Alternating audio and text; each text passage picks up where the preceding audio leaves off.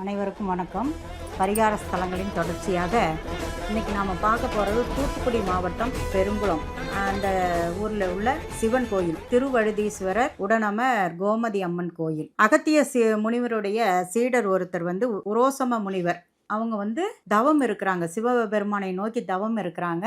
தவம் இருக்கும்போது அவங்களுக்கு காட்சி கொடுத்து இந்த பகுதியில் நவ கைலாய ஸ்தலங்களை உருவாக்கி அங்கே என்னுடைய புகழெல்லாம் நீ பரப்பணும்னு சொல்லி அந்த சீடருக்கு உத்தரவு கொடுத்துருக்குறாங்க சுவாமி. அந்த சீடர் என்ன பண்ணியிருக்கிறாங்க, தாமிரபரணி ஆற்றில் 9 தாமரை பூவுக்கு போடுறாங்க. ஒவ்வொரு தாமரை பூவும் ஒவ்வொரு சிவஸ்தலங்கள் போய் அடையுது. இந்த பெருங்குளம் சிவஸ்தலத்தை 7வதாக ஒரு தாமரை பூ அடையுது. இந்த ஸ்தலம் 7வது கைலாச திருஸ்தலம் அப்படின்னு போற்றப்படுது. இந்த கோயிலினுடைய சிறப்பு என்ன அப்படின்னு பார்த்தீங்கன்னா, சனீஸ்வர பகவான் நடராஜர் நடராஜர் தாண்டவம் ஆடக்கூடிய நடராஜராகவும் சிலையாக தனித்தனி சன்னதியில் இருக்கிறாங்க.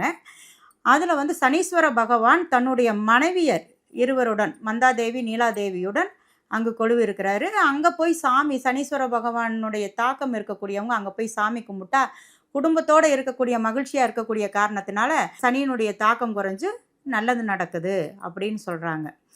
இந்த திருவழுதீஸ்வரர் அப்படிங்கிற திருநாமம் எதுக்காக நம்ம சுவாமிக்கு வந்தது அப்படின்னு கேட்டிங்கன்னா, அன்றைய காலகட்டத்தில் அப்பகுதி ஆண்ட மன்னர் ஒருத்தர் தீய வழியில், அதாவது வழி தவறி பாதை தவறி போயிடுறாரு. அவரை நல்வழிப்படுத்தி கொண்டுட்டு வராங்க இந்த சுவாமி சிவன் அவர்கள்.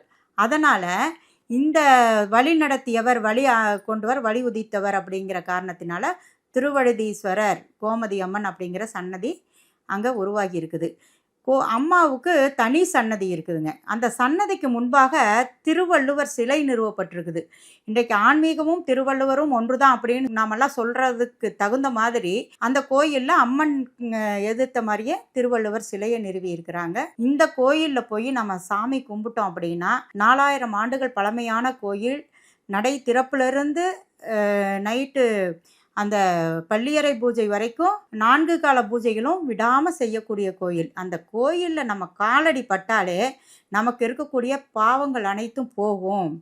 தாமிரபரணி ஆற்றினுடைய கிளைக்கரையில் இந்த கோயில் அமைந்திருக்கு. அந்த பகுதியில் இருக்கக்கூடிய மக்களுக்கெல்லாம் இந்த கோயில் பிரசித்தி பெற்ற கோயில் அப்படின்னு தெரியும். இருந்தாலும் நாம் ஏதாவது ஒரு காரணங்களுக்காக தூத்துக்குடி மாவட்டம் போக வேண்டியது இருந்தால் பெருங்குளம் சென்று திருவழுதீஸ்வரரையும் கோமதி அம்மாவையும் நாம் சரணடைந்து அருள் பெற வேண்டுமாய் கேட்டுக்கொள்கிறோம். நன்றி, வணக்கம்.